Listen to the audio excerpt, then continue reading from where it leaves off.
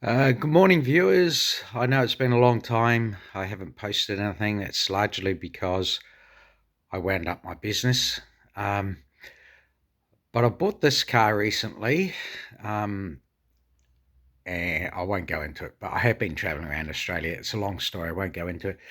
And I had some issues with what appeared to be the 8 speed box, gear selection, not selection, but gear changing, sometimes harsh and a bit erratic. So I just want to run you through what I did to resolve the issue.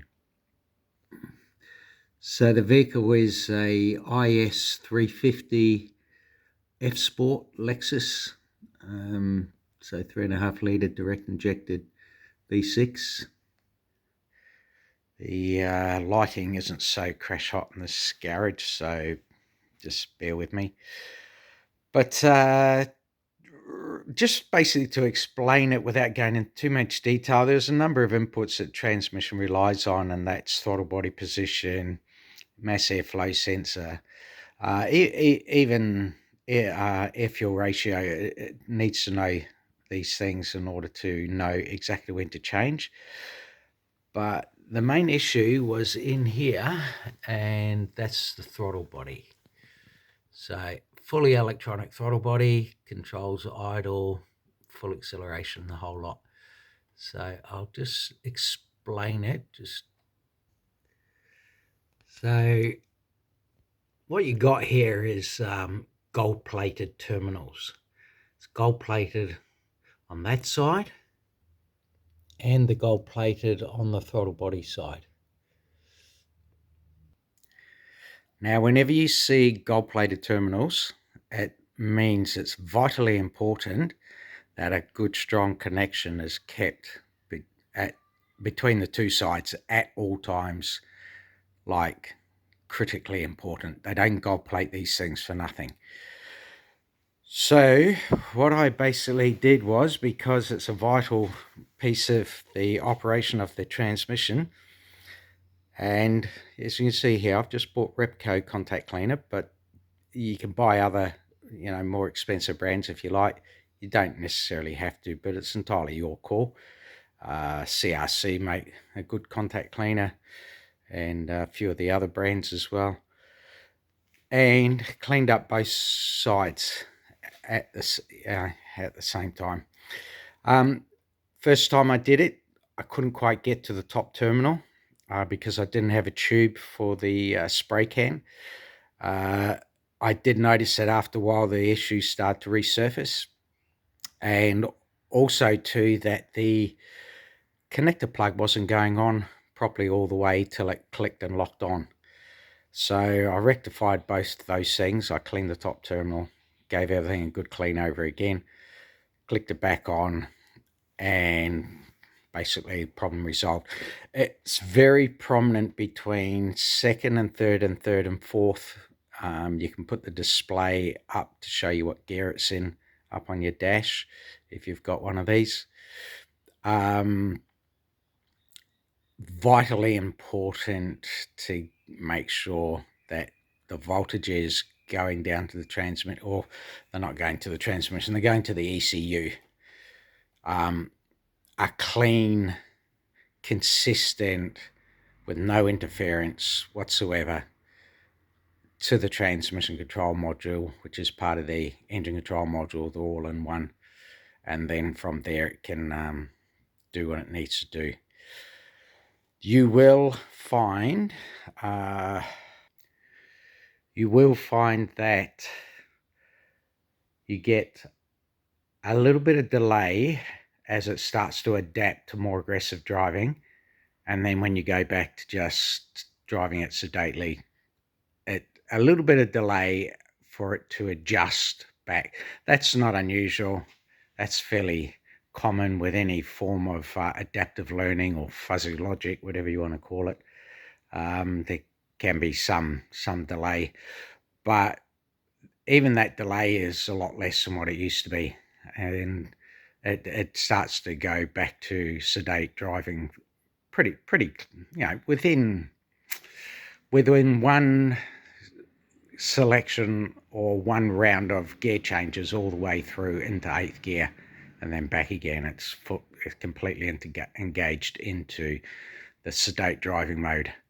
A way to avoid that, I'll just show you, is utilize your selection you've got here and go into sports mode.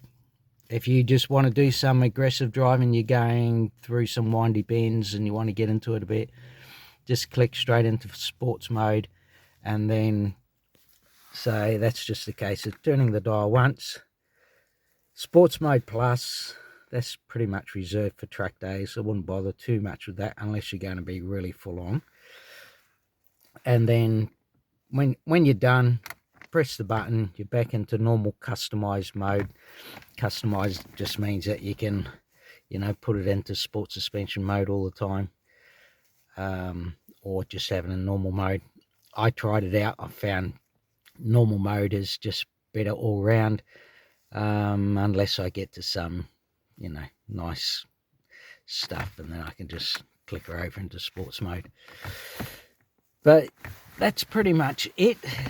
Then you won't have any delays. It will just be instant. It will go back to sedate driving in custom mode, nice and easy, and very quickly. So anyway, guys, I hope this helps. I hope that you, if you've got any kind of issues, it's definitely a place to start. I did also clean the mass airflow sensor, because that, let me just cast a bit of light on there.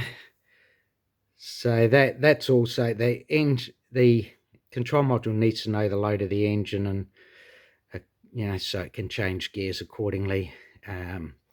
Retard the timing, take the load off the drive line between gear changes and what have you.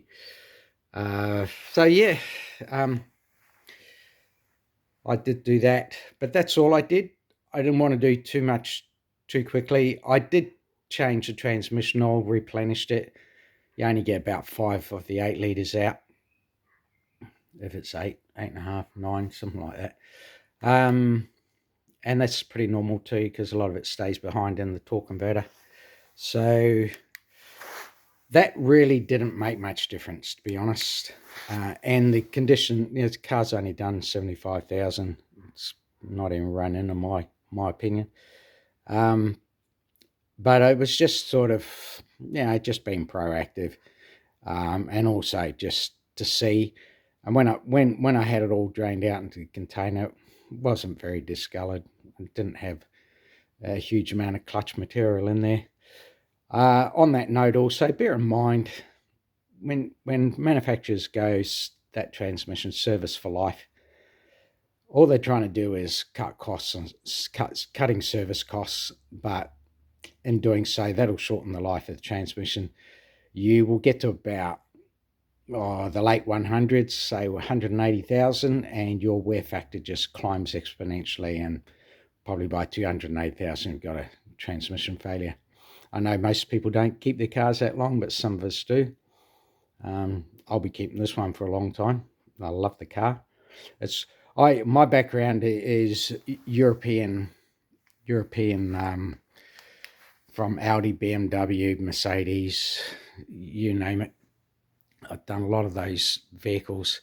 I've always been a big favorite of Toyota, and of course Lexus is Toyota's luxury brand. So when I came to owning and driving this car, I just went, it's just the full package all in one. It's pure luxury. I think my brother put it quite nicely when he said refined fun. And I thoroughly enjoyed driving this car on every level, every aspect, from just cruising, sedate, luxury, to full-on punching it through corners. It actually allows you to drive it. Mind you, I was in Sports Plus mode, so it really tones down the override system, skid control, and all the rest. It would probably kick in if you weren't quick enough to correct a slide. But if you know how to drive, get into Sports Plus, do a track day. You'll have a lot of fun. Absolutely amazing car all round. So I think Toyota have done a terrific job with this vehicle, and the fact that they were into Formula One racing, I don't know entirely whether they're still doing Formula One. If they are, this car is a testament to the fact that they have learned a lot through Formula One racing. It's just ticks every box. All right, guys, that's enough promoting Lexus, but I have to say, compared to, I've driven a lot of high-end cars, and this one takes the cake in a lot of ways. All right, see you for now.